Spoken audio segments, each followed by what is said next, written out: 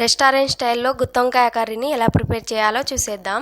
First వాటర్లో కొంచెం ఉప్పు యాడ్ చేసుకొని వంకాయని ఇలా 4 వైపుగా కట్ చేసుకోవాలి. మీ కర్రీ క్వాంటిటీని బట్టి మసాలాను ప్రిపేర్ చేసుకోవాలి. నేను ఇక్కడ పల్లీలు, ధనియాలు, ఎండు కొబ్బరి, జీడిపప్పు, నువ్వులు, జీలకర్ర అండ్ కొంచెం స్పైసెస్ యాడ్ చేసుకొని మిక్సీ జార్లో తీసుకున్నాను. ఉప్పు, పసుపు, కారం అండ్ 1 ఆనియన్, కొంచెం కొత్తిమీర యాడ్ చేసుకొని వాటర్ యాడ్ చేసుకుంటూ పేస్ట్లా చేసుకోవాలి. అండ్ ఒక కడాయిలో 1 టేబుల్ స్పూన్ ఆయిల్ వేసుకొని వంకాయల్ని లో ఫ్లేమ్ పైన మెత్తగా ఫ్రై చేసుకోవాలి. అండ్ అదే కడాయిలో 2 టేబుల్ స్పూన్ ఆయిల్ యాడ్ చేసుకొని పోపు దినుసులు, కరివేపాకు అండ్ మనం గ్రైండ్ చేసిన పేస్ట్ని యాడ్ చేసుకొని పైనంగా ఆయిల్ వచ్చేంత వరకు ఫ్రై చేసుకోవాలి.